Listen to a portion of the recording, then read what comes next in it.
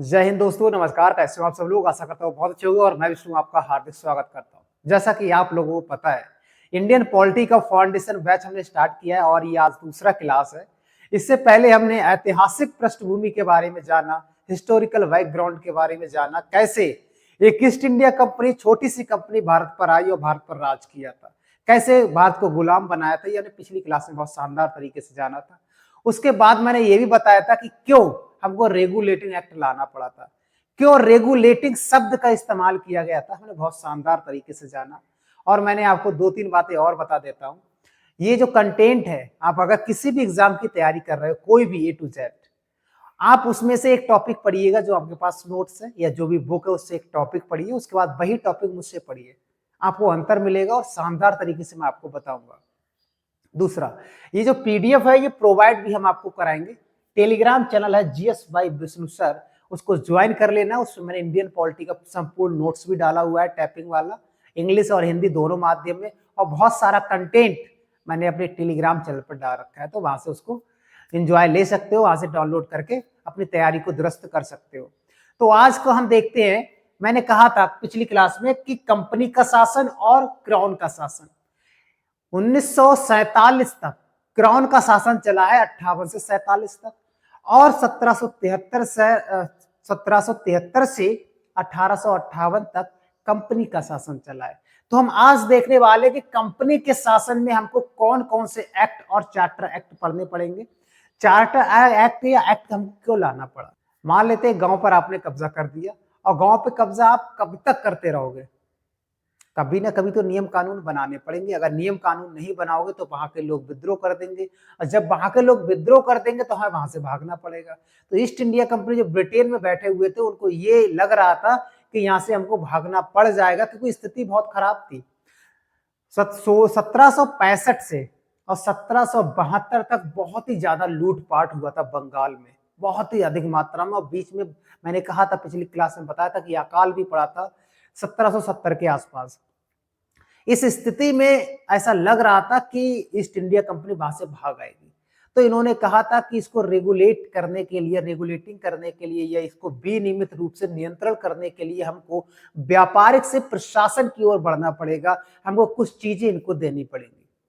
एक तो यहाँ पर केंद्रीय का अभाव था, यानी केंद्र में कोई व्यक्ति नहीं था। इस समय 3 प्रेसिडेंसी थी, जैसे मद्रास, बॉम्बे और बंगाल। इन तीनों में अलग अलग छोटे छोटे गवर्नर बनते थे, केंद्र पर कोई था नहीं। तो इनको लगा एक हमको केंद्र में व्यक्ति भेजना चाहिए और उसकी सहायता के लिए कुछ लोगों को भी भेजना चाहिए, ताकि हम ज्यादा समय तक शासन कर पाए। तभी तो शासन कर पाएंगे जब नियम कानून थोड़ा तगड़ा होगा, है ना। तो यही आज पढ़ने वाले हैं कि कौन कौन से नियम बनाए थे, कौन कौन से कानून तोड़े थे, क्या क्या लॉलीपॉप हमको दिया था, ये सब चीजें आज हम जानते हैं। कंपनी का शासन था 1773 से 1858। सबसे पहले इसमें हम देखेंगे 1773 का रेगुलेटिंग एक्ट, उसके बाद देखेंगे 1781 का संशोधन एक्ट। रेगुलेटिंग एक्ट में जो कमियां थी उसको खत्म करने के लिए इसको लाया गया था। फिर तीसरा देखेंगे पिट्स इंडिया एक्ट, नौजवान प्रधानमंत्री ब्रिटेन का पिट्स उसके नाम से आया था। चौथा देखेंगे 1786 का एक्ट। फिर देखेंगे पांचवा 1793 का चार्टर एक्ट या अधिकार पत्र। छठा देखेंगे 1813 का चार्टर एक्ट, 33 का चार्टर एक्ट और 1853 का चार्टर एक्ट। इनके अनुसार हमारे एग्जाम में जो प्रश्न पूछे जाते हैं उनकी प्रवृत्ति क्या होती है, वो भी साथ साथ में हम देखते रहेंगे। ठीक है, बात करें दोस्तों 1773 का रेगुलेटिंग एक्ट, इसमें क्या क्या बदलाव किए गए थे, हमको क्या क्या नियम कानून बनाने का प्रावधान इसमें दिया गया था। वारेन हेस्टिंग आया था इस समय, सबसे ज्यादा भ्रष्ट अधिकारी था ये वारेन हेस्टिंग। तो इसको बनाया गया था और इसका एक मित्र था, आप अगले पढ़ोगे कि न्यायालय की स्थापना होती है और एलिजा इम्पे मुख्य न्यायाधीश बनता है। तो दोनों मित्र थे और अपनी मित्रता के कारण कई लोगों को फांसी भी बंगाल में दे दी, जैसे नंद कुमार को दे दी। रखेंगे, बात करते हैं 1773 का रेगुलेटिंग एक्ट में क्या क्या बदलाव हुए थे। यही प्रश्न आते हैं हमारे एग्जाम में। फॉर एग्जाम्पल उन्होंने पूछ लिया कि किस अधिनियम या चार्टर एक्ट के तहत मद्रास बॉम्बे के गवर्नर को बंगाल के गवर्नर जनरल के अधीन कर दिया गया। तो 1773 में प्रश्न आएगा कि किसमें बंगाल का प्रथम गवर्नर जनरल बनाया गया था। 1773 में। एक एक करके देखते हैं। सबसे पहले बात करेंगे, अब तक केवल बंगाल का गवर्नर बनाया जाता था। 1765 से 1772 तक बंगाल का केवल गवर्नर था, जनरल नहीं था। तो गवर्नर कौन था? रॉबर्ट क्लाइव था। कौन था? प्रश्न आएगा तो रॉबर्ट क्लाइव था। क्लाइव, ठीक है। रॉबर्ट क्लाइव क्या था? बंगाल का गवर्नर था पहला। उसकी जगह पर अब क्या हो गया? बंगाल का गवर्नर जनरल बना दिया गया। क्या? बंगाल का गवर्नर जनरल बना दिया गया। अब बंगाल का गवर्नर जनरल बन गया कौन था? Warren Hasting. यही लिखा है, बंगाल का प्रथम गवर्नर जनरल वारेन हेस्टिंग था। लेकिन इसकी सहायता के लिए 4 सदस्यीय कार्यकारी परिषद बनाई गई थी, जिसको कौन नियुक्त करता? सीओडी, कोड ऑफ डायरेक्टर, इसको नियंत्रण करते थे, यानी इसको चुनते थे। कोड ऑफ डायरेक्टर याद रखेंगे, जिसे निदेशक मंडल के भी नाम से जानते हैं। कोड ऑफ डायरेक्टर याद रखेंगे। और इसमें क्या हुआ था? मैंने कहा था इस समय 3 प्रेसिडेंसी मुख्य थी, एक तो बंगाल, मद्रास और बॉम्बे। बॉम्बे और मद्रास छोटी प्रेसिडेंसी थी। तो जो मद्रास और बॉम्बे प्रेसिडेंसी के जो गवर्नर थे, जो भी बनते थे, जो मेन व्यक्ति होता था, वो किसके अधीन रहेगा? वो अधीन रहेगा बंगाल के गवर्नर जनरल के। अब बंगाल का गवर्नर जनरल उनको विपरीत परिस्थितियों में आदेश भी दे सकता है, तो उनको मानना पड़ेगा। यानी उनके गवर्नर जनरल अब किसके अधीन रहेंगे? बंगाल के। दूसरा फैक्ट ये हो गया। एक फैक्ट ये भी याद रखना है कि बंगाल का प्रथम गवर्नर जनरल वारेन हेस्टिंग को बनाया गया था, और इसी ने कलकत्ता में एक सुप्रीम कोर्ट की स्थापना की थी। कब की थी? 1774 ईस्वी में। और सुप्रीम कोर्ट बन गया, मान लेते हैं, तो उसमें न्यायाधीश भी होना चाहिए, और भारत में उस समय कोई ऐसा स्थिति थी नहीं, कोई न्यायाधीश तो था नहीं। तो ब्रिटेन से आया था, जिसका नाम था एलिजा इम्पे। पहला मुख्य न्यायाधीश एलिजा इम्पे।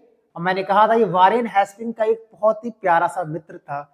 इन दोनों ने मिलकर, यानी वारेन हेस्टिंग से नंद कुमार से पैसा लिया, नंद कुमार ने मुकदमा कर दिया कि इसने हमसे पैसा लिया है, और उसके बाद में इन्होंने कहा अरे ये बहुत बकवास कर रहा है मित्र, इसको जरा देख लो। तो उसको फांसी दे दी गई। उसको इंग्लैंड के न्यायालय में अपील करने के लिए नहीं कहा गया, यानी अथॉरिटी नहीं मिली थी। उसने सोचा था कि हम इंग्लैंड के न्यायालय में मुकदमा लड़े, लेकिन अथॉरिटी नहीं मिली थी, उसको मना कर दिया था एलिजा इम्पे ने, और उसको फांसी दे दी गई थी। और अन्य 3 और अन्य न्यायाधीश थे। टोटल 4 लोग थे।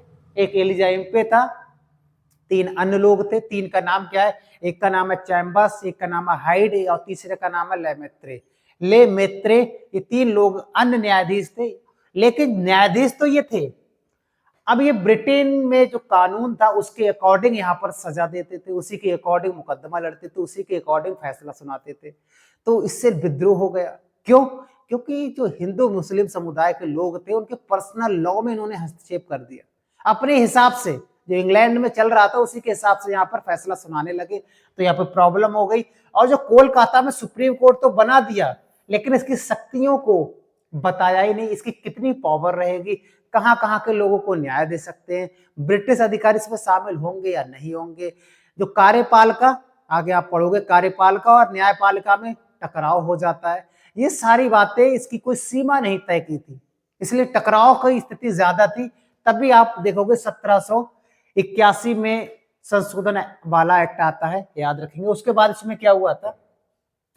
कंपनी के प्रशासन एवं राजनीतिक कार्यों को मान्यता मिली, और भारत में पहली बार केंद्रीय प्रशासन की नींव पड़ी। अब इन्होंने क्या किया था? मेन व्यक्ति हो गया इनका वारेन हेस्टिंग। अब वारेन हेस्टिंग हो गया, हमने प्रशासन भी देख लिया, कोलकाता में सुप्रीम कोर्ट की स्थापना कर दी। तो पहली बार प्रशासनिक और राजनीतिक कार्यों की मान्यता मिल गई, पहली बार। किस एक्ट के तहत? तो आप कहोगे रेगुलेटिंग एक्ट के तहत।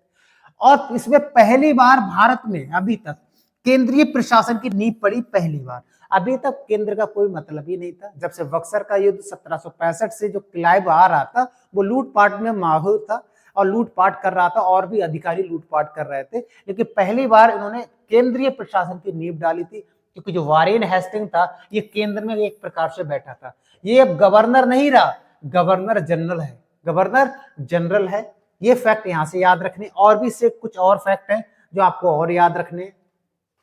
इसमें कहा गया था जो 4 सदस्यीय सीओडी थे, जो 4 सीओडी चुनते थे 4 सदस्यों को, तो इसके लिखा सीओडी के माध्यम से कंपनी पर नियंत्रण तगड़ा हो गया, सशक्त हो गया, और नियंत्रण भी तगड़ा हो गया। सीओडी अपनी निगरानी में देखते थे, यानी जो गवर्नर जनरल था वो सीओडी की बात मानेगा। ऐसा नहीं जो गवर्नर जनरल कहेगा वो मानेगा, नहीं। तो सीओडी का मोहताज था गवर्नर जनरल, और ये लिखा है कि भारत के राजस्व और सैन्य मामलों की जानकारी ब्रिटिश सरकार को देना अनिवार्य कर दिया गया था। यानी जो भी यहाँ पर कार्य होंगे पैसे को लेकर या सैनिक को लेकर, वो सारे कार्य सरकार को बताए जाएंगे। किसको? ब्रिटिश सरकार को। इसमें कमियां क्या क्या रही थी दोस्तों? एक तो मैंने कहा था कि सुप्रीम कोर्ट का जो क्षेत्राधिकार था उसको स्पष्ट नहीं किया था इन लोगों ने, किसका कितना क्षेत्राधिकार होगा, इसमें कलकत्ता के लोग आएंगे या बंगाल के लोग आएंगे या मद्रास के लोग आएंगे, ऐसा कोई प्रावधान नहीं था। दूसरा, कोर्ट ऑफ काउंसिल के बीच में टकराव होता था, सीओडी और कोर्ट के बीच में टकराव होता था बार बार। ये कहता है ये हमारा न्याय क्षेत्र है, वो कहता है ये हमारा न्याय क्षेत्र है, टकराव ज्यादा की स्थिति बन गई। और मैंने कहा था कि हिंदू मुस्लिम के जो पर्सनल लॉ थे उनमें हस्तक्षेप किया था, उनके रिकॉर्डिंग फैसला न सुना के। जो इंग्लैंड में चल रहा था, एलिजाबेथ पे इंग्लैंड का था, भारत के बारे में उसको क्या पता कि भारत की प्रथाएं क्या है, राजनीति क्या है, उनका पर्सनल लॉ क्या है। वो तो अपने हिसाब से काम कर रहा था, तभी वहां के लोगों ने विद्रोह भी कर दिया था। और कार्यपालिका और न्यायपालिका की शक्तियों का स्पष्टीकरण ही नहीं था कि जो कानून बनाएंगे वो कौन से बनाए जाएंगे, और जो कानून बनाए जाएंगे क्या उसको चुनौती दी जा सकती है, ऐसा कोई सिस्टम नहीं था उस समय। तो ये सारी कमियां थी 1772 का रेगुलेटिव एक्ट में। और इसी की कमियों को सुधारने के लिए एक दूसरा एक्ट लाया गया था जिसको कहा जाता है एक्ट ऑफ सेटलमेंट। क्या कहा जाता है इसको? एक्ट ऑफ सेटलमेंट कहा जाता है। 1773 का जो कमियां थी उनको सुधारने के लिए इसको लाया गया था। 1781 का संशोधन अधिनियम, संशोधन लिखा हुआ है दोस्तों, संशोधन अधिनियम। इसमें क्या क्या किया गया था? इसमें हमको 2-3 बातें याद रखनी है। सबसे पहला मैंने कहा था कि इसको एक्ट ऑफ सेटलमेंट कहते हैं, और ये कमियों को दूर करने के लिए, ठीक करने के लिए इसको लाया गया था। ये तो नहीं पूछा जाएगा, लेकिन ये पूछा जाता है कि किसके द्वारा सिर्फ कलकत्ता तक सीमित रह गया, यानी जो सुप्रीम कोर्ट का क्षेत्राधिकार था वो अब केवल कलकत्ता तक ही सीमित रहेगा। कलकत्ता के बाहर कोई भी व्यक्ति अगर न्याय मांगेगा वो नहीं आएगा उसके, केवल कलकत्ता तक ही सीमित रह गया था सुप्रीम कोर्ट, यही लिखा हुआ है। दूसरा फैक्ट है हमारा, राजस्व संबंधी जो मामले थे, पैसे का जो भी हेरा फेरी था, वो गवर्नर जनरल की परिषद और कंपनी के सर्वेंट को सुप्रीम कोर्ट के क्षेत्राधिकार से बाहर कर दिया। यानी कहने का मतलब पैसे की जो भी हेरा फेरी होगी, और जो गवर्नर जनरल की परिषद थी 4 सदस्यों की, और गवर्नर जनरल खुद, और कंपनी के जितने भी कार्यकर्ता थे, जितने भी कर्मचारी थे, वो कोई भी न्यायालय में नहीं आएगा, वो सब बाहर कर दिया, सुप्रीम कोर्ट के क्षेत्र से बाहर कर दिया। इसका मतलब समझ रहे हो? पैसे का कितना भी लूटपाट करो, मुकदमा नहीं जाएगा। गवर्नर जनरल कितना भी भ्रष्टाचार करे, या भ्रष्ट नेता कितना भी दलाली ले ले, कोर्ट में मुकदमा नहीं जाएगा। कंपनी के सर्वेंट को भी, जो भी कार्य कर रहे थे कर्मचारी, उनको भी यहां से दूर कर दिया। यही लिखा है कि सुप्रीम कोर्ट के क्षेत्राधिकार से बाहर कर दिया। अब आप चाहे कितना भी पैसा लूटो, कितना भी लूट पाट के अपना इंग्लैंड ले जाओ। यही संशोधन इसमें किया, और कुछ खास नहीं हुआ, लोगों के लिए परेशानी इकट्ठा हो गई। यानी सुप्रीम कोर्ट के क्षेत्राधिकार से बाहर कर दिया, आप नहीं आओगे। पहली बार कार्यपालिका और न्यायपालिका के अधिकारिता का पृथक्करण। आप पढ़ते होंगे आर्टिकल 50, पढ़ा हो? आर्टिकल 50 में होता यही है कि कार्यपालिका और न्यायपालिका का पृथक्करण यहाँ पर देखने को मिलता है। पहली बार उन्होंने कहा था कि जो कानून बनाए जाएंगे वो कानून न्यायालय में चुनौती नहीं दे सकते, और जो न्याय दे देगा वो कार्यपालिका में नहीं जाएगा। यानी दोनों अपना अपना कार्य अलग करेंगे, कोई एक दूसरे के बीच में नहीं आएगा, कभी टकराव की स्थिति नहीं बनेगी, इसमें कहा गया था। और क्या हुआ था? राजस्व संबंधी मामले की सुनवाई गवर्नर जनरल की परिषद करेगी। इसका मतलब होता है गवर्नर जनरल, जी का मतलब गवर्नर जनरल, ठीक है, याद रखेंगे। यानी पैसे का जो हेरा फेरी होगा, या पैसे जो कमा रहे हैं, या इंग्लैंड से ला रहे हैं, कच्चा माल बेच रहे हैं, या लोगों से वसूल रहे हैं, ये सभी का प्रावधान कौन करेगा? गवर्नर जनरल की परिषद करेगी। अब यही मैंने यहाँ पर कहा था, सुप्रीम कोर्ट से तो बाहर कर दिया इसको, तो कौन करेगा? गवर्नर जनरल की परिषद करेगी, यही कहा गया है। और इसमें कहा गया जो हिंदू मुस्लिम के जो निजी कानून है उसी के अकॉर्डिंग आप मामले देखो। ऐसा नहीं है कि उनमें हस्तक्षेप कर दो, अपने हिसाब से बात कर रहे हो। इंग्लैंड का जो एलिजाबेथ था वो अपने हिसाब से लोगों को फैसले सुना रहा था, ऐसा नहीं होगा। आप पहले पर्सनल लॉ पढ़िए हिंदू मुस्लिमों का, उसके अकॉर्डिंग ही सजा का प्रावधान कीजिए। ये सारी बातें की गई थी सेटलमेंट एक्ट ऑफ सेटलमेंट यानी 1781 का संशोधन अधिनियम में। तो हमको यहाँ से इतने फैक्ट याद रखनी है दोस्तों, ठीक है। उसके बाद आगे बढ़ते हैं। ये पीडीएफ आपको दे दिया जाएगा, टेंशन लो मत, स्क्रीनशॉट लेने का कोई झंझट ही नहीं है। उसके बाद क्या हुआ था, 1784 का पिट्स इंडिया एक्ट। एक नौजवान प्रधानमंत्री इंग्लैंड में आया था, उसने बहुत सारे संशोधन करने की कोशिश की लेकिन नहीं कर पाया। क्या क्या किया पहले वो ही देख लेते हैं। पहली बात करेंगे इंग्लैंड में इसने क्या क्या बदलाव किए थे। पिट्स ने पिट्स एक प्रधानमंत्री था इस समय, उसने इंग्लैंड में क्या क्या बदलाव किए थे। इसने ये कहा था सीओडी को कंट्रोल करने के लिए, अभी तक सीओडी टॉप पर था, है ना, COD code of director top पर थे। इसको कंट्रोल करने के लिए एक नया आ गया, बीओसी बोर्ड ऑफ कंट्रोल, नियंत्रक मंडल भी बोलते हैं इसको, यहां लिख सकते हो नियंत्रक मंडल या नियंत्रक बोर्ड भी बोल सकते हैं इसको। इसका गठन किया गया था बोर्ड ऑफ कंट्रोल, याद रखेंगे। इसमें 6 लोग थे, बीओसी में बोर्ड ऑफ कंट्रोल में 6 लोग थे।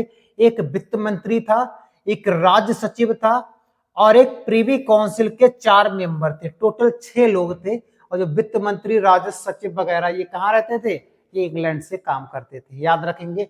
और ये कहा गया था कि जो सीओडी वाले हैं, कोड ऑफ डायरेक्टर जिसे नियंत्रक मंडल बोलते हैं, निर्देशक मंडल बोलते हैं, वो केवल व्यापारिक मामले देखेंगे। क्या देखेंगे, व्यापारिक मामले। अब ऐसा नहीं कि वो प्रशासनिक भी देख ले, राजनीतिक भी देख ले, अलग अलग कर दिया था। और जो बीओडी वाले हैं, बोर्ड ऑफ कंट्रोल वाले हैं, जिनको हम बोलते हैं नियंत्रक मंडल या नियंत्रक बोर्ड, वो राजनीतिक और प्रशासनिक कार्य देखेंगे या वो मामले देखेंगे, दोनों का, यानी दोहरा प्रशासन स्टार्ट हो गया यहां से। दोहरा प्रशासन, यहां पर देखो 2 लोग कार्य कर रहे हैं, सीओडी और बीओसी, याद रखेंगे। कोड ऑफ डायरेक्टर और बोर्ड ऑफ कंट्रोल, याद रखेंगे। और इसकी शक्ति क्या क्या थी दोस्तों, गवर्नर जनरल को भी चुन सकता था, इतना पावर था ये बीओसी, बोर्ड ऑफ कंट्रोल, नियंत्रक मंडल या नियंत्रक बोर्ड। और सेना और राजस्व से जुड़े मामलों का भी अधिकार इसको था, इसको पावर लेकर आया था ये गवर्नर जनरल को भी चुन सकता है, राजस्व और सेना के जितने भी जुड़े मामले थे वो अपने पास मंगा सकता है या उसमें निर्णय दे सकता है, कौन, बीओसी, याद रखेंगे, ठीक है। और क्या हुआ था, ये तो चेंजेस हुए थे इंग्लैंड में। भारत में क्या हुआ था, कंपनी के अधीन क्षेत्र को पहली बार ब्रिटिश अधिपत्य का क्षेत्र कहा था। अभी तक किसी ने ये नहीं कहा था, जितना भी क्षेत्र था ब्रिटिश के पास में, किसी ने ये नहीं कहा था ये हमारा है। पहली बार ये कहा गया था कि ब्रिटिश अधिपत्य का क्षेत्र है, ये पहली बार कहा गया था। किसमें, तो आप कहोगे 1784 का पिट्स इंडिया एक्ट। और क्या हुआ था इसमें, गवर्नर जनरल की परिषद के 3 सदस्य हो गए, एक हट गया। और इसमें एक कमांडर इन चीफ था, और इसी में पहली बार कॉस्टिंग बोर्ड का भी अधिकार दिया गया। कॉस्टिंग बोर्ड का मतलब ये, कहीं भी मामला फंसे तो कॉस्टिंग बोर्ड देकर आप मामला को निकाल सकते हो। यानी 3 लोग हैं, अगर एक व्यक्ति एक तरफ है, दूसरे 2 व्यक्ति एक तरफ है, ये कह रहे हैं कानून पास होना चाहिए, ये कह रहे हैं नहीं होना चाहिए, तो ये जो व्यक्ति अब जिधर वोट दे देगा वो पास हो जाएगा। अगर ये व्यक्ति यहाँ पर वोट दे देगा कॉस्टिंग बोर्ड, तो ये बात मान ली जाएगी ये कानून पास नहीं होना है। कॉस्टिंग बोर्ड का मतलब ये होता है जहां पर अपना पल्ला देखो, हमको क्या मनमानी है, कौन सी बात, उसी साइड में आप हो जाओ। तो इसमें ये बातें कही गई थी, तो याद रखेंगे दोहरे प्रशासन की शुरुआत हुई थी, व्यापारिक मामले अलग कर दिए, राजनीतिक प्रशासनिक मामले अलग कर दिए थे, ठीक है। आगे बढ़ते, पीडीएफ आपको दे दिया जाएगा दोस्तों। 1786 का अधिनियम ये केवल कॉर्नवालिस के लिए लाया गया था। इंग्लैंड में कहा था कॉर्नवालिस से कि सर आपकी जरूरत है, आप भारत जाइएगा। तो कॉर्नवालिस बोला भारत तो हम चले जाएंगे, लेकिन हमारी 2 मांगे अगर आप पूरा कर दोगे तो हम चले जाएंगे। बोले 2 मांगे क्या क्या है। इन्होंने कहा था जो सीओडी और बीओसी है, जो काउंसिल परिषद है, इसके अकॉर्डिंग या इसके अपोजिट में हम फैसला सुना सकते हैं। अगर फॉर एग्जाम्पल बीओसी और सीओडी कोई कानून पारित करें, वो कहेंगे ये कानून पारित नहीं होगा, तो हमारी पावर इतनी होनी चाहिए, हम कहेंगे क्यों नहीं होगा, कानून पारित होगा। यानी उनका जो फैसला होगा उसको रद्द करने का प्रावधान अगर हमें पावर दोगे तो हम जाएंगे। दूसरा बोले क्या है, बोले दूसरा ये गवर्नर जनरल तो रहेंगे ही रहेंगे, कमांडर इन चीफ यानी सेनापति का पद भी हमको ही चाहिए, यानी 2 पद चाहिए हमको। तो बोले ठीक है, तुमको दिए, आप जाओ। यही कहा गया है कि विशेष मामलों में उसे काउंसिल के निर्णय के खिलाफ फैसला लेने का अधिकार। दूसरा था, मुझे सेनापति और कमांडर इन चीफ का पद भी दिया जाए, कमांडर इन चीफ का भी पद दिया जाए। ये दोनों बातें मान ली गई और ये दिया गया ताकि हमारी पावर ज्यादा हो। जो बीओसी और सीओडी हैं, ये जो भी कहेंगे वो हम ना करें, क्योंकि बहुत सारे लोग इसमें भ्रष्ट थे इस समय, तो समझ में नहीं आ रहा था कि कौन सही है और कौन गलत है। उसके बाद बात करते हैं 1793 का चार्टर एक्ट। चार्टर एक्ट एक प्रकार का अधिकार पत्र होता है दोस्तों, इसमें अधिकार दिए जाते हैं। कौन कौन से अधिकार दिए थे एक एक करके जानते हैं। इसमें कहा गया था कि कंपनी के व्यापार को 20 वर्षों के लिए बढ़ा दिया जाए। आपको मैंने बताया था कि 1600 ईस्वी में चार्टर एक्ट आया था एलिजाबेथ प्रथम के द्वारा। उन्होंने कहा था कि भारत में व्यापार करने के लिए आप जाइए। भारत का शब्द ना देकर उन्होंने ये कहा था कि पूर्व के देशों के साथ आप 15 वर्षों का व्यापार कर सकते हो। अब यहाँ पर यह कहा गया था कि 20 वर्षों के लिए व्यापार बढ़ा दिया गया। अब आप यहाँ पर समझिएगा, 1793 से इन्होंने क्या कहा था, 20 वर्षों के लिए व्यापार बढ़ा दो, प्लस 20 तो कितना हो जाएगा, 1813, हाँ या ना। फिर 1813 में चार्टर एक्ट आया, 1813 में आया, उन्होंने भी क्या कहा था, 20 वर्षों के लिए इसको भी बढ़ा दो, तो क्या हो जाएगा, 1833 आ जाएगा। समझते रहना है। फिर इसमें भी ये कहा गया था कि 20 वर्षों के लिए कंपनी के शासन को बढ़ा दो, या कंपनी का जो भी व्यापार है उसको बढ़ा दो। अब क्या आएगा, 1853। अब आप देखो 20 वर्ष 3 बार बढ़ाया गया। किताबों में कहीं कहीं पर एक ही बार लिखा है, कहीं 2 बार लिखा है, तीनों में नहीं लिखा है, ये आपको बता दे। अब प्रश्न क्या आएगा, अगर प्रश्न में पूछ लिया कि किस अधिनियम या चार्टर एक्ट के द्वारा कंपनी के व्यापार को 20 वर्षों तक बढ़ाया गया था, ये ऑप्शन के ऊपर डिपेंड करेगा। किसके ऊपर डिपेंड करेगा, ऑप्शन के ऊपर। कहने का मतलब 93 में 20 जोड़ा 13 में आया, फिर 13 में 20 जोड़ा 33 में आया, 33 में 20 जोड़ा 53 में आया। यही तो हम आगे अभी करेंगे। इसके बाद तो यही तो करेंगे हम, चार्टर एक्ट। तो इसका मतलब 20-20 वर्षों के लिए 3 बार बढ़ाया गया था, याद रखेंगे। और इसमें क्या हुआ था, बीओडी के कर्मचारी और राजस्व के जो भी खर्चे होंगे वो भारतीय राजस्व से दिए जाएंगे। बोर्ड ऑफ डायरेक्टर जो इंग्लैंड में बैठा है, उन्होंने कहा था जो भी हमारे सदस्य यहाँ पर काम कर रहे हैं भारतीयों के लिए, वो पैसा इंग्लैंड क्यों देगा, काम भारतीयों के लिए कर रहे हैं तो भारत वाले लोग दे, यानी भारतीय राजस्व से पैसा दिया जाएगा। किसको, बीओडी वाले को, बोर्ड ऑफ डायरेक्टर को। याद रखेंगे, प्रश्न आएगा कि किस में, बोर्ड ऑफ डायरेक्टर को किसके द्वारा वेतन और खर्चा भारतीय राजस्व से दिया जाएगा, वो कौन सा चार्टर एक्ट था, तो आप कहोगे 1793। और इसमें क्या हुआ था, जो कॉर्नवालिस ने कहा था कि हमको गवर्नर जनरल भी चाहिए और कमांडर इन चीफ का पद भी चाहिए, उसको अलग कर दिया, क्योंकि इसकी अब कोई जरूरत नहीं थी। यहाँ पर लिखा है कमांडर इन चीफ का पद अलग कर दिया गया था, इसको याद रखेंगे। दूसरा फैक्ट है। तीसरा फैक्ट ये है, कमांडर इन चीफ और गवर्नर जनरल और गवर्नर की नियुक्ति। गवर्नर का मतलब है जो प्रेसिडेंसी थी उनके गवर्नर की बात कर रहे हैं, उनकी गवर्नर की नियुक्ति क्राउन की सहमति से होंगी। अब अभी तक क्या होता था, बीओडी वाले चुनते थे, लेकिन अब ये कहा गया था क्राउन की सहमति से commander in chief, governor general और जो अन्य गवर्नर है उनकी नियुक्ति की जाएगी, इसमें कहा गया था। तो इसमें 4-5 फैक्ट हैं, आपको वही याद रखने हैं दोस्तों, ये भी याद रखना है। उसके बाद आगे बढ़ते हैं। फिर आया था 1813 का चार्टर एक्ट, 20 वर्षों के लिए बढ़ा दिया गया। 20 वर्षों बाद फिर आ गया 1813 में। और इस समय नेपोलियन बोनापार्ट का दहशत था पूरा यूरोप में, तो व्यापार करने के लिए जो जहाज वगैरह, शिप वगैरह आ रहे थे, उनको सबको बंद कर दिया था। यूरोप से बिल्कुल भी व्यापार नहीं हो रहा था, और भारत में भी व्यापार की स्थिति ठीक नहीं थी, क्योंकि जो इंग्लैंड की बहुत सारी और कंपनियां थी वो कह रही थी कि हमको भी व्यापार किया जाए या करने की अथॉरिटी दी जाए। तो जो अन्य कंपनियां थी ब्रिटेन की, उनको लाइसेंस देके भेजा जा रहा था कि आप इतने साल के लिए यहाँ पर जाओगे और ये इसका व्यापार करोगे। तो पहली बार ऐसा हुआ था कि जो ब्रिटिश कंपनी का, जो ईस्ट इंडिया कंपनी के जितने भी एकाधिकार थे, सबको खत्म कर दिया कि अब वो ब्रिटिश के अन्य व्यापारियों के लिए भी फायदा मिल सके। केवल ये चाय और चीन के साथ अफीम का जो व्यापार कर रहे थे उसी तक सीमित रह गए थे। चलिए क्या करके देखते हैं इसमें क्या हुआ था। सबसे पहली बात, 20 वर्षों के लिए बढ़ा दिया गया, इसका मतलब अब ये 1833 में आएगा, है ना। 20 वर्षों के लिए बढ़ा दिया गया था।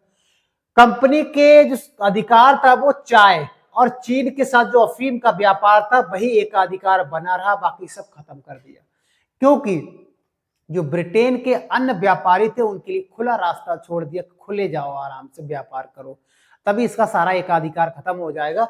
और 33 में तो सारा खत्म हो जाएगा कि व्यापार, कोई भी एकाधिकार नहीं रहेगा, इस पे याद रखेंगे। और था इसके तहत ईसाई मिशनरियों को भारत में अपना धर्म का प्रचार करने का अथॉरिटी भी दिया गया था कि अपने धर्म का प्रचार प्रसार करो। किस एक्ट के तहत कहा गया था? तो 1833 के तहत, आपको याद रखना है। उसके बाद इसी में पहली बार शिक्षा पर रुपए व्यय करने की बात की गई थी, 1 लाख रुपए व्यय किया गया था पहली बार शिक्षा पर, याद रखेंगे। किस एक्ट के तहत? 1833 में। और इसमें यह कहा गया था कि अब ब्रिटिश जो नागरिक थे, जो कर्मचारी थे, उनको भारतीय अदालतों में शामिल किया जाएगा। अभी तक भारतीय जो अदालत थी, यानी सुप्रीम कोर्ट या जो भी अदालत थी, उनसे बाहर रखा था, मैंने बताया था, लेकिन अब उसमें क्षेत्राधिकार में इनको रखा जाएगा, इसमें प्रावधान किया गया था। यानी यहां से 4-6 फैक्ट जो हमको याद रखने हैं वो बहुत ही इंपॉर्टेंट है। अब जब आप कोई भी बुक या कोई भी नोट्स होगा उसमें मैच कर लेना, यही मिनिमम, यही प्रश्न पूछे जाते हैं, इससे बाहर प्रश्न पूछा ही नहीं जाता है दोस्तों। ठीक है, आगे बढ़ते हैं। उसके बाद है 1833 का चार्टर एक्ट। इस समय यूरोप में सुधारों का काल कहते, सुधार चल रहा था, और इस समय इन्होंने कहा था कि अब शक्तियों का विकेंद्रीकरण किया जाए, और भी केंद्रीकरण किया जाए भारत में। कैसे कर सकते हो? अभी तक बंगाल का गवर्नर जनरल बन रहा था, उसकी जगह पर, पहला इफेक्ट है, बंगाल के गवर्नर जनरल की जगह पर अब भारत का गवर्नर जनरल बनाया जाएगा। अब पूरे भारत का गवर्नर जनरल बनेगा। अभी तक केवल पर्टिकुलर बंगाल का था, अब भारत का गवर्नर जनरल बनेगा। और कौन था ये? William Bentinck, Lord William Bentinck था। और ये पूरा ताकत लेके पावरफुल बन के आया था, पूरा सैन्य शक्ति भी इसी के पास में थी, सभी नागरिक और जो भी सबसे ज्यादा पावर लेके आया था, सैन्य शक्तियां भी इसी में निहित थी, याद रखेंगे। किसमें? लॉर्ड विलियम बेंटिक ने। आगे आप पढ़ोगे, लॉर्ड विलियम बेंटिक और राजा राम मोहन राय ने मिलकर सती प्रथा का अंत किया था, है ना। गवर्नर जनरल को भारतीय विधि आयोग बनाने की अथॉरिटी मिल गई थी, लॉ आयोग बनाने का अथॉरिटी मिल गया था, और इसने बनाया भी था विधि आयोग। इसका अध्यक्ष लॉर्ड मैकाले को बनाया गया था, और लॉर्ड मैकाले और दोनों ने मिलकर 35 में, कब? 1835 में अंग्रेजी को आधिकारिक भाषा दे दिया था। आगे इसको देखते हैं। तो आपसे प्रश्न आएगा, विधि आयोग बनाने का अथॉरिटी किसमें दिया गया था? 1833 में। गवर्नर जनरल को असिस्ट करेगा कौन? विधि सदस्य। जो अध्यक्ष होगा वो किसको असिस्ट करेगा? गवर्नर जनरल को करेगा, इसी में प्रावधान किया गया था। प्रश्न आएगा, विधि आयोग का प्रथम अध्यक्ष किसको बनाया गया था? लॉर्ड मैकाले को बनाया गया था। लॉर्ड मैकाले की ही बात है जो भारत में आज अंग्रेजी है। अगर लॉर्ड मैकाले ना होता तो अंग्रेजी का आना भी संभव नहीं होता। आधिकारिक भाषा के रूप में इसने 1935 लिखा हुआ है, यहाँ पर 1835 होगा। ठीक है, 1835 होगा। अंग्रेजी को आधिकारिक भाषा के रूप में बनाया। यहाँ पे सही कर लेना पीडीएफ में। ठीक है, पीडीएफ में आप सही कर लेना, क्योंकि पीडीएफ आपका टेलीग्राम पर पहुंच चुका है। ठीक है, वहां से इसको सही कर लेना यहाँ पर। उसके बाद इन्होंने दास्ता को खत्म करने का प्रयास भी किया था, यानी प्रावधान भी था किसको? दास्ता की। अब दास नहीं बनाए जाएंगे, दास का मतलब है देवदासी, किसी का गुलाम की बात कर रहे हैं। पहली बार खुली प्रतियोगिता का आरंभ किया गया था। खुली प्रतियोगिता का मतलब ये है कि यहाँ पेपर दो और जितने बड़े पद हैं उन पर आप भारतीय भी बैठ सके, ऐसा प्रावधान किया जाए कि जो बड़े बड़े पद हैं, एक पेपर हो सिविल का या किसी का भी, और हम बड़े पद पर पहुंच जाएं, ऐसी खुली प्रतियोगिता होनी चाहिए। इसका प्रावधान तो किया गया, लेकिन बीओडी ने इसका विरोध करके इसको खत्म कर दिया। आगे पढ़ोगे, 1853 वाले में खुली प्रतियोगिता का आरंभ हो जाता है, और जिसे आईसीएस बोलते हैं, और वो लगभग 1922 तक ये परीक्षाएं केवल लंदन में होती थी। हम आगे देखते हैं। यानी कहने का मतलब 1833 में हमको ये सारी बातों का प्रावधान याद रखना चाहिए। आगे बढ़ते, उसके बाद बात करेंगे 1853 का चार्टर एक्ट में क्या क्या प्रावधान हुआ था। सबसे बड़ी बात तो ये थी, इसमें खुली प्रतियोगिता की शुरुआत की गई थी सिविल सेवकों के लिए। अब जो बड़े बड़े पद है वहां पर भारतीय भी बैठ सकते हैं, और ये परीक्षा कहाँ होगी? लंदन में होगी। और ये परीक्षा लंदन में 1853 से 1922 तक हुई थी, और उस आईसीएस की परीक्षा लंदन में होती थी, उसके बाद भारत में होने लगी थी। 22 के बाद इस परीक्षा कहाँ होने लगी? भारत में होने लगी थी। अब पूछा जाता है प्रथम आईसीएस कौन थे, तो याद रखेंगे सत्येंद्र नाथ टैगोर भारत के प्रथम आईसीएस थे, जो कई बार पूछा गया है। कौन थे? आईसीएस थे। और आपको पता है 1853 का कार्यकाल किसका है? लॉर्ड डलहौजी का। इसी समय ट्रेन भी चलाई जा रही है और हड़प नीति डलहौजी चला रहा है और टिकट, डाक टिकट का भी कर रहा है, यानी बहुत सारी चीजें डलहौजी ने चलाई थी। इस समय डलहौजी का कार्यकाल चल रहा है। गवर्नर जनरल की जो परिषद थी दोस्तों, उसमें विधायी शक्तियां और प्रशासनिक शक्तियों को अलग कर दिया, या प्रशासनिक कार्य या विधायी कार्यों को अलग कर दिया, और उसमें प्लस यहाँ पे लिखा हुआ है 6 लोगों को जोड़ दिया। अब 6 लोगों को इनको जोड़ने के बाद इसको बोला गया केंद्रीय विधान परिषद। तो प्रश्न आता है केंद्रीय विधान परिषद का गठन कब किया गया था? तो 1853 में, 1853 में हुआ था।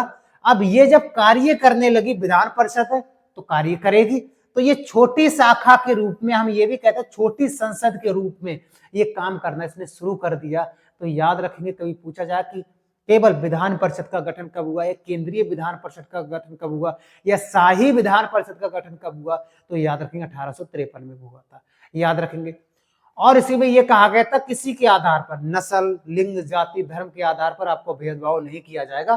कोई भी व्यक्ति परीक्षा दे सकता है और अपना, अगर परीक्षा में आपको पास हो गए तो आपको पद भी दिया जाएगा, याद रखेंगे। आगे जब पढ़ेंगे, ये तो हो गया हमारा 1853 का चार्टर एक्ट या अधिनियम। अब वो इसके बाद 1857 की क्रांति आती है, क्योंकि कंपनी के एकाधिकार सब खत्म कर दिए।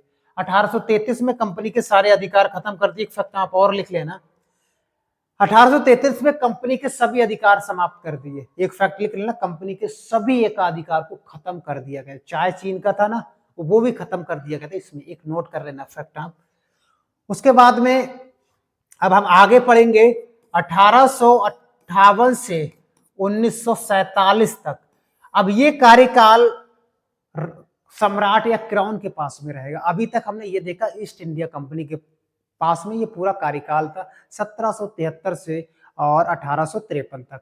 अब देखेंगे इसमें तो बीच में ऐसा क्या हुआ, ईस्ट इंडिया कंपनी बीच में एक कफला हो गया, बहुत तगड़ा विद्रोह हो गया, जिसने जन विद्रोह कहते हैं, 1857 का विद्रोह।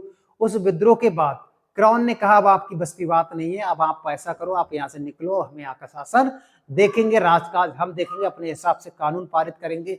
तो उसके बाद ईस्ट इंडिया कंपनी वहां से निकल गई और वहां का राजकाज कौन देखने लगा? वहां का क्राउन या वहां का राजा। अब नेक्स्ट वीडियो में देखेंगे कि क्राउन का शासनकाल 1858 से 1947 तक, बहुत ही तगड़ा वीडियो होने वाला है। वो तो बहुत सारी चीजें आपको नई सीखने को मिलेंगी। तो ये कमेंट करके दोस्तों जरूर बताना कि सही लग रहा है आपको, इसी श्रेणी में चला जाए, या थोड़ा और डेप्थ में लाया जाए, या थोड़ा और डिटेल में आपको समझाया जाए, या थोड़ा और कहानी के थ्रू समझाया जाए, या इससे और स्पीड में कराया जाए। अब आप कमेंट करके बताइएगा कैसे और अच्छे से मजा आ सकता है हमको, ताकि ये पूरा भी जो नोट्स है प्रोवाइड भी आपको कराया जाएगा, आपकी तैयारी बेहतर कर सके, आपकी सफलता में कुछ % हमारा भी योगदान हो, तो हमको कितना अच्छा लगेगा दोस्तों। तो बताइएगा इसमें क्या और संशोधन किया जाए कमेंट करके, और ज्यादा से ज्यादा लोगों को शेयर करना दोस्तों, ताकि ये प्रोग्राम हमेशा चलता रहे और पूरा लास्ट तक हम इसको प्रोग्राम को करें। मिलते हैं नेक्स्ट वीडियो में, आज के लिए इतना ही। जय हिंद दोस्तों।